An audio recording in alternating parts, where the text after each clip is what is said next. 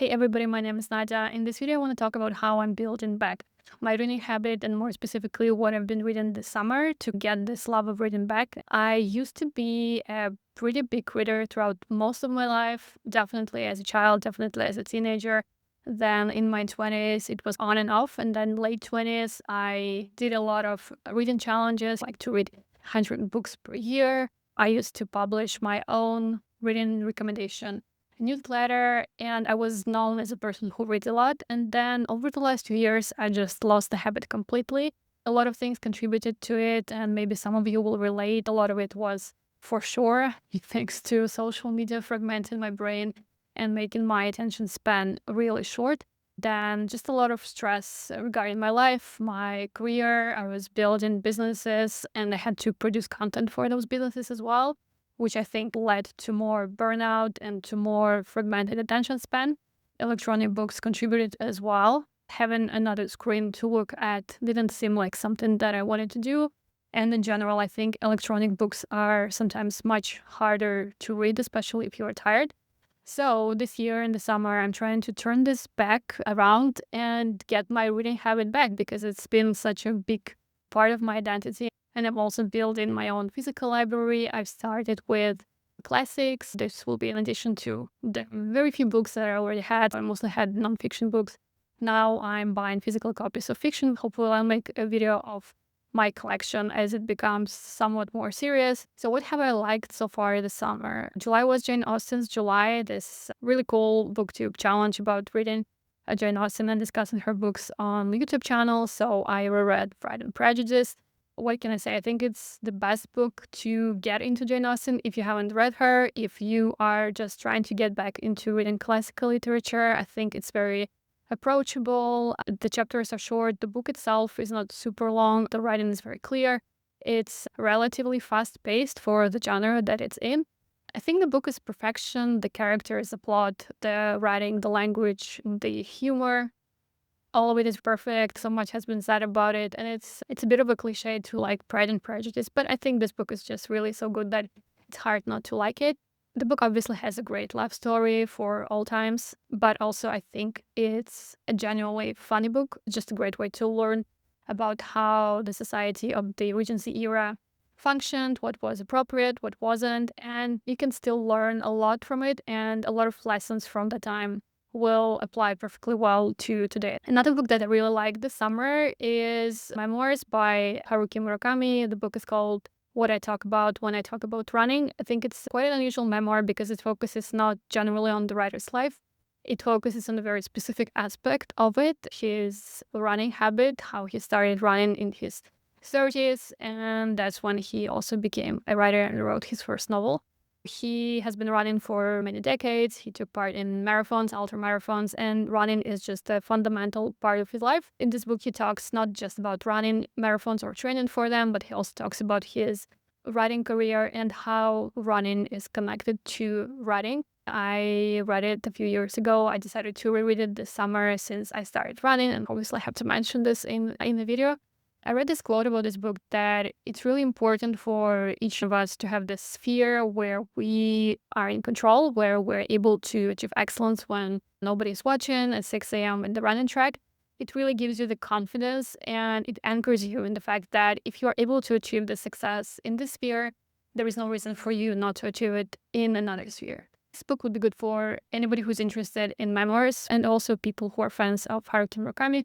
I'm not a fan. I find his books too weird for my taste, but if you're into Japanese literature, this book might be interesting as well. This summer, I've also been reading Dickens. I've read a couple of books, and I think I will read more of Dickens before the summer is out. For the first time, I've read Our Mutual Friend, which is definitely not a book that I recommend you read if you're just getting into classics or if English is not your first language. I made a mistake of reading this book on an e-reader. It was really complicated to follow the plot, to orient myself on what was going on. I'm not gonna lie, I was lost quite a lot, especially in the first half of the book. The plot is quite complicated. There are a lot of characters. It's hard to keep track of what everybody is doing in the story. I would recommend reading it on paper. I would recommend keeping notes of the characters, like who they are, what they do.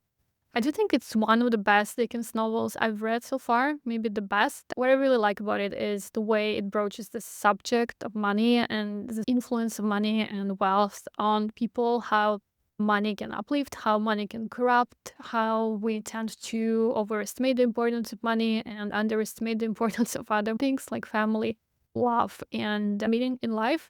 This book is actually also quite funny. I mean, there is a lot of tragedy in it, a lot of heartbreak and heart-wrenching scenes.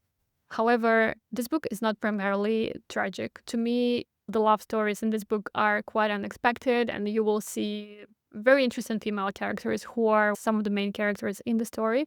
I enjoyed the story. I got quite lost in it, not just because I was confused about what's going on, but in general, it was really interesting with all of its reveals and mysteries and just a really good ending.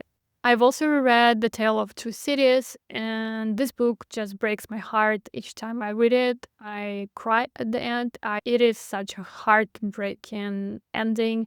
I've read the critique of this book that apparently Dickens didn't do a lot of justice to Paris and describing Paris during the time of the French Revolution. I can't really speak to that since I'm not a historian, but based on my knowledge of history, I think it works. I was definitely pulled into the atmosphere of the French Revolution. In general, I'm very interested in history, and this period specifically is fascinating. I do recommend this book if you haven't read it. It's not a very complicated book to follow. I find the writing there quite straightforward. It's a shorter book than Our Mutual Friend. There are fewer characters. The plot line is a little bit easier to follow, but still there are the big reveals, the love, the mystery, all of the stuff that we like in Dickens. So I really love this book, and I do think I will keep rereading it for many years to come. The last book on this list will be probably the weirdest one. It's called The Transurfing of Realities by Vadim Zeland, who is a very well-known in the Russian-speaking world writer, mysticist, and a former quantum mechanics physicist. This book explores his ideas for how the universe functions and how you can attain your goals using the principles of the universe, the way he sees it. While explaining how it all functions, he uses elements of quantum physics and then the theory of parallel worlds. There are a lot of ideas in this book that I've seen before. However, this book has been the most relatable to me since it's written by a Russian speaker. The examples he provides make a lot of sense to me. They're much more relatable to me than Western authors such as Joe Dispenza or Deepak Chopra, who talk about basically the same stuff. In August, I'm planning to continue reading classics. I'm reading Emma by Jane Austen. I also plan to read some Russian classics since I recently bought an awesome job lot of Russian classics. I want to mix things up and read some lighter books, but I'm on this fiction reading streak. Non-fiction really damaged my love for reading, but this is a topic for some other video. I hope you enjoyed watching this. Let me know what you are reading this summer. Thank you for watching, and I'll see you in the next one. Bye!